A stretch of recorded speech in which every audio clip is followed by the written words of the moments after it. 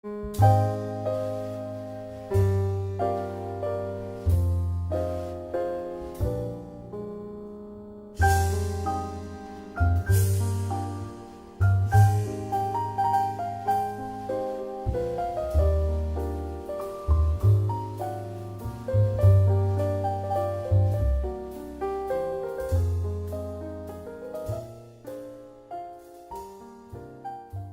Supply Company opened July 14th, 2008, so we've been open about 2.5 years now. The initial intent of GreyHouse was to be a place where people would come and talk and pause their life for a moment, just to be at GreyHouse. And so the vision for GreyHouse kind of came before the idea of a coffee shop. So we definitely just wanted a place for people to come that was close to campus, where people would stop, and it was kind of the environment to have a conversation and talk with people.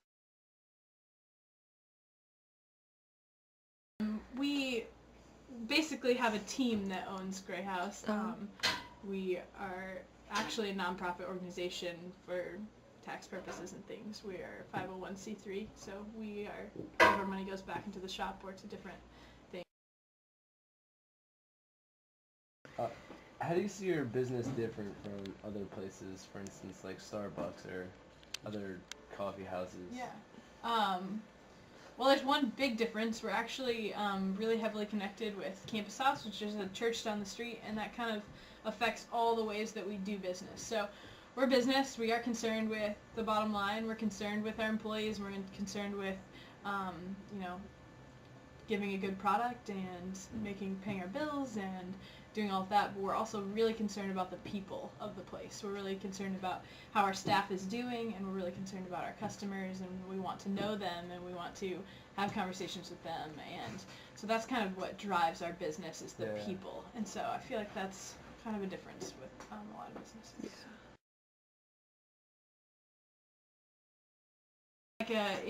In the restaurant world, table turnover is a really big thing. So it's like, how can we get food to people really fast so that they can eat it and turn the table, and that we call it turn the table. That way more people can go and sit, and we can have more purchases per hour. But we always kind of are fighting that tension, because yes, we want more transactions per hour as a business, but we really want you to sit with your friend for 3 hours and talk. Like, that's the intention of this place. So we're kind of like living in the tension there. Well, we don't really solve the conflict. We try. We fight it as much as we can, but we just know that there will always be that tension. So when the weather's nice, we have lots of outdoor tables. We just keep trying to add tables and seats as much as possible, and hopefully people will continue to get our things to go and go other places and talk and all that. So. We've all gone to, there's a place in Muncie, Indiana called the Coffee Institute, and all of us have been trained there, some people for, multiple training sessions, some people just for one. We've all done some small amount of coffee training. What we like, we serve, and so we found some really good roasters that do a good job, but we're always searching for new things. We're never settled on one place, one roaster, so. What you do now? Yeah, I actually was a student at Purdue, and I majored in hospitality and tourism management, and so basically that's restaurant, hotel, and tourism management, so kind of perfect for this place. I've worked in a lot of random different jobs in the hospitality industry, which most people have worked sometime in a restaurant in their life, but I've worked a lot of catering for a couple different catering companies, and I've worked for a travel agency, and I've worked for Purdue special events, and just done a whole lot of little things around here. But definitely being around food and being in kitchens and being around customer service atmospheres has been the most helpful of my work experience to help me here. So. Personally rewarding. I think being involved in a business is really exciting, because it's really dynamic and things change all the time when you own a small business. So, it's really fun to see the place really busy, and to see the numbers, and to see I can make this small change in our expenses and it affects our bottom line tons, and it's just really fun to be able to see what's happening and try to grow the business. But the most rewarding part for me is definitely the people and getting to know the staff that work here and getting to be in a relationship with them and see how they interact with customers. Do you have any advice you'd give to future entrepreneurs or business owners? I think the two pieces of advice that I would give are, one, you better have a passion for what you're doing. You better love what you're doing a lot. If you don't love what you're doing, find something else that you do love and do that instead, because that will fuel you and give you energy to wake up every morning, to stay up late every night. Right. And the second thing is to find people who can come alongside you in that passion, because you can't do things on your own. You can't be an island as an entrepreneur.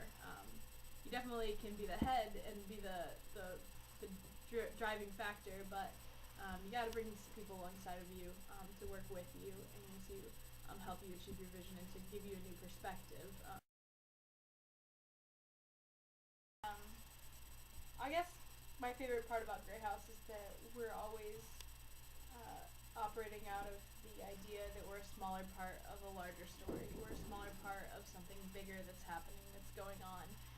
We want to do our part as well as we can to the greatest quality that we can, but we acknowledge that there's a lot of other things going on in people's lives that work here and in people's lives that are customers, and that's the bigger part of their story. We're just a small part.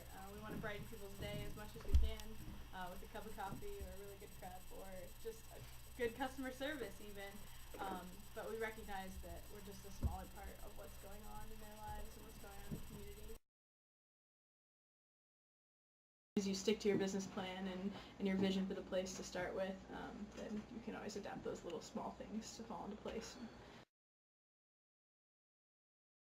It's really about relational products. So we really like to get our eggs from a local farmer, which is just fun, you know. So we're supporting the local economy and getting really high quality products for a cheaper price. Yeah, and it's a smaller carbon footprint. You know, it's not being driven really far to get here. And I mean, we just wish all businesses meet some coffee farmers. I've never actually been to a coffee farm, so you can only grow coffee in certain altitudes. So the United States is outside of that, or in certain latitudes. Sorry, the United States is outside of that, and so there's no way that you can go to a coffee farm in the U.S. unless you go to Hawaii. But